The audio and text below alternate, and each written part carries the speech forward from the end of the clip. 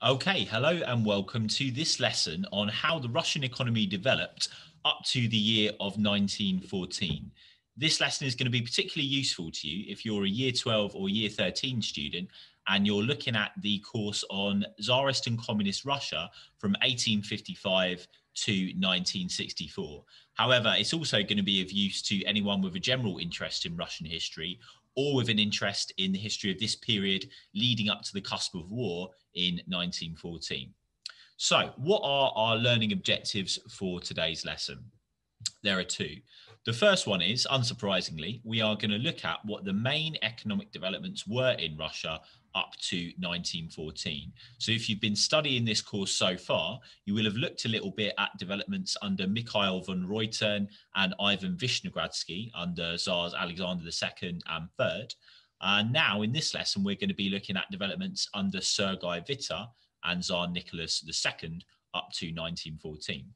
The second learning objective is we're going to consider how far the economy changed between 1855, so back when the course began, and 1914, the period under study today. It will help you just to get that one keyword down for today, which is the rather nice word pud, which is just a Russian measurement of weight that will be helpful when we're looking at some of the raw economic data later on in the lesson. So let's start off with a recap. Where was Russia's economy at around the start of our course in 1855?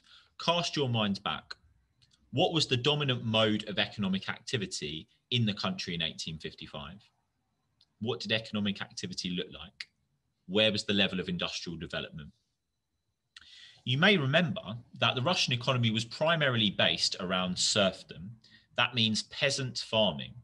The vast majority of people in Russia at that time were serfs, either working at a state mir, a collective farm, or directly for a landlord in a manner not too dissimilar to slavery. And that meant that the country had a really low level of industrial development compared to its rivals in Western Europe. The rest of Western Europe had gone through a process like the Industrial Revolution and had the development of capitalism well underway by this point in history, by the mid-19th century. But Russia was different. Russia was still using patterns of economic activity, serfdom and peasant farming, that had really existed since the medieval and feudal period, and it had largely not changed. They were still using those patterns, and so they were lagging behind their rivals. So where are we going in this lesson then? Well, number one, we're going to look at some of the raw data, some of the facts, the figures, the graphs and statistics around economic developments up to 1914. That's one thing we're going to do. But there's also a second thing I'm going to try to do, which is that I'm going to try to persuade you of something. And you can be the judge of whether I've succeeded or not at the end of this lesson. What I'm going to try to persuade you of is that although all of this raw data may appear dry and perhaps even uninteresting to you, actually all of this raw data is crucial to understanding the much wider events that took place around that economic development, including really momentous events like the First World War and the Russian Revolution of 1917 that's going to be so critical later on in your course. What seems like just a set of facts, a set of raw pieces of economic data actually underlies all of those wider developments. So again, let's recap on who we visited so far in this course in terms of the finance ministers. We started out with Mikhail von Reuter, who was the Minister of Finance from 1862 to 1878. And he was minister under Tsar Alexander II, the Tsar Liberator. Then we get Ivan Vishnegradsky. He's a key figure, a finance minister from 1887 to 1892. Some industrialization does take place under Vishnegradsky. There's a degree of growth of factories and a small shift away from serfdom towards the industrial working class under Vishnegradsky. But it is really under Sergei Witte, who is the finance minister from 1892 to 1903 and has some of his reign under Tsar Alexander II's rule. It's really under Witte that things start to develop at pace. The economy starts to rocket from strength to strength under Sergei Witte. So if I were to give you the whole lesson in one slide, this would really be it. This is what it boils down to. Russia's economy in the 1890s shoots upwards. There's an economic boom. From 1894 to 1913, they are averaging a growth rate of 8% per year.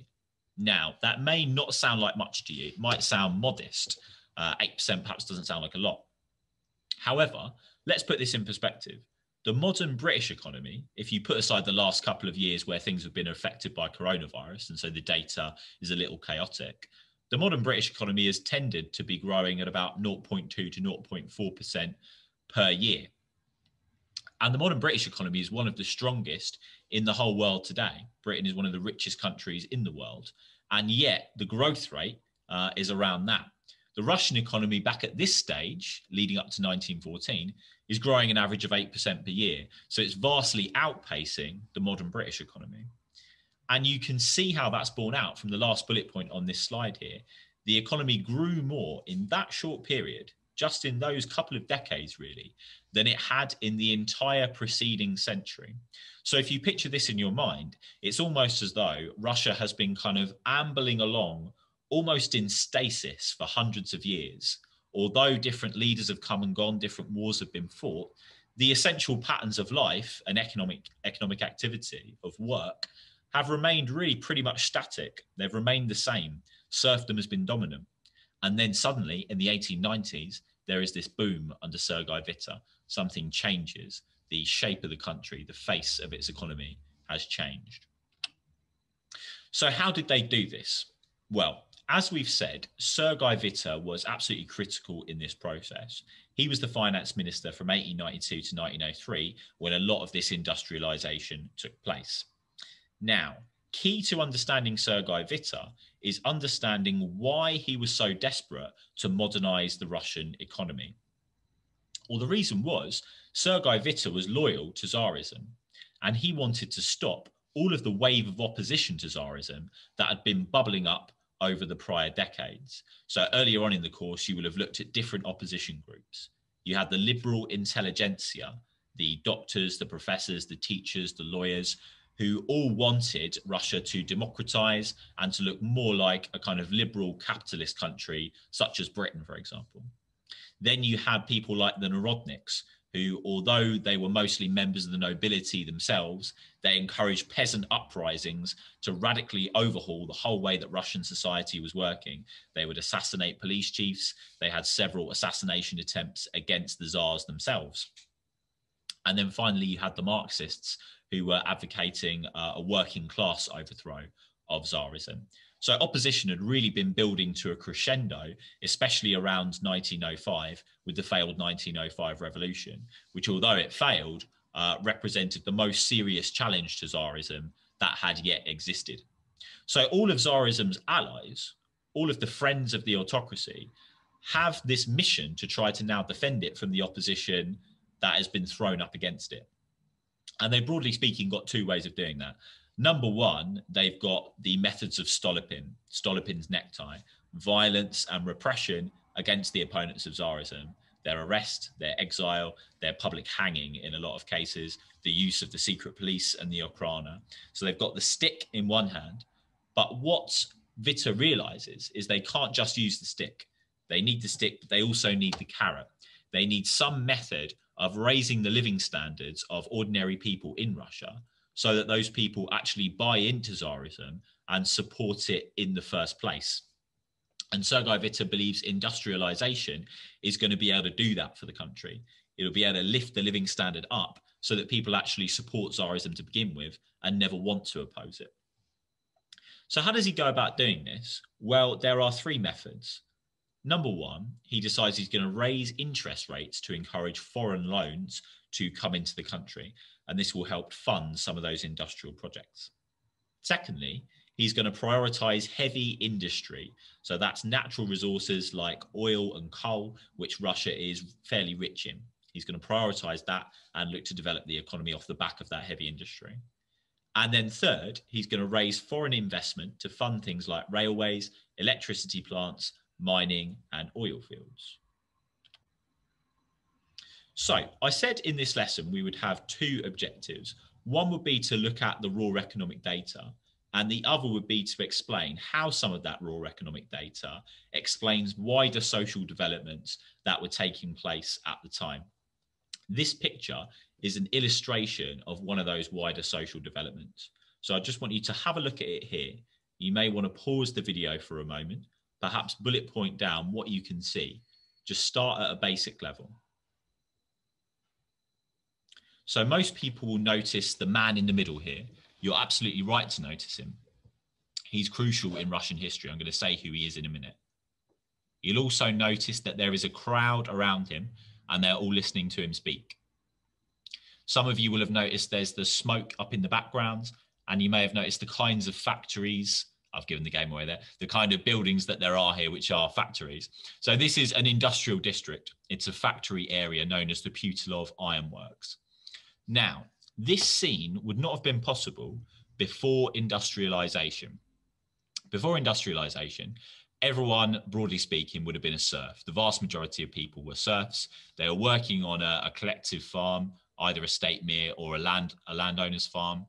And although they were working with small groups of other people, essentially their lives were quite isolated from wider communities. They were illiterate, they were loyal to the Orthodox Church, they were loyal to the Tsar, and they farmed their land in methods that were identical with those that had been used for hundreds of years. Their worlds were quite small. After industrialization, that all changes. You get scenes like this, crowds of thousands all joining together in the same place. And now something else has changed as well. They are literate. In order to do these industrial jobs, they have to be trained to a certain standard of literacy to carry out the jobs to a reasonable enough standard. And therefore their perspectives are also broader. So we've now got this situation where there are thousands of workers, thousands of what's known as the proletariat, the industrial working class, all together in the same place, communicating every day, sharing new ideas that are available to them with their newfound levels of literacy. Do you see how this could pose a threat? Sergei Witte hoped that industrialization would prevent opposition to the Tsar, would curb it. But what's actually happened here, what Witte has risked, is that he's created a new layer, a new social class of people who are going to pose a more credible, a more competent threat to the Tsarist autocracy, because they're there clustered in these urban centres, all able to communicate with each other and with new ideas. Now, that man in the middle is a Marxist. He's someone who believed the working class could rise up and overthrow Tsarism and create a communist society. And the Marxists were, in a sense, proven right by this process of industrialization, or partially proven right, because it did create a new working class in larger numbers than had existed before. And that class was able to provide a more powerful threat to Tsarism. Whereas the peasants had only been able to attempt to assassinate people, burn houses down, burn the landlord's house down. These were brief flashes of violence against the autocracy that were quickly cracked down on. They had nowhere else to go, really, in terms of the tactics that they could use. But what these industrial workers can do is they can go on strike. They can bring the whole of the Russian economy to its knees quite quickly. And so they've got more power than they had before. That man in the middle is Vladimir Lenin. He is the leader of the Communist Revolution in 1917, the leader of the Bolshevik Party, and is a crucial figure in Russian history and in world history, really, for the 20th century. And he was able to make his progress politically to get where he wanted to go because of the industrialization process. So there's an irony here. Sergei Witte wanted to curb opposition to Tsarism and has inadvertently laid the ground for a much deeper challenge to that autocratic method of ruling Russian society. I think this quote helps to give a sense of the emotional mood of what I've just been speaking about. So we saw the picture there. This was what it was like from one of the participants in those kind of scenarios on the ground. His name was Father Gapon. He's a really interesting figure. He was someone who led the 1905 revolution protests, a radical socialist priest.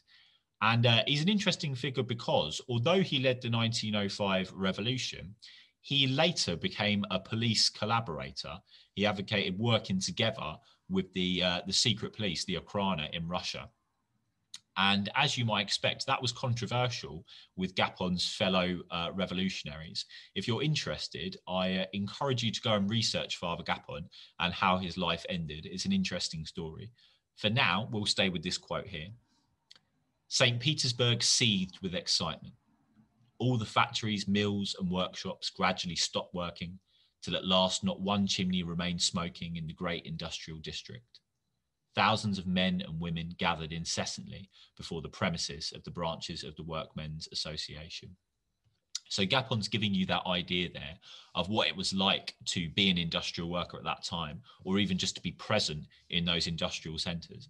There's this buzz, there's this energy in the air that's come about from that new social class existing, and with all of those new ideas and possibilities open to them. And it's an energy that is not going to bode well for the future of the Tsarist autocracy. So back then to a little bit more of the data.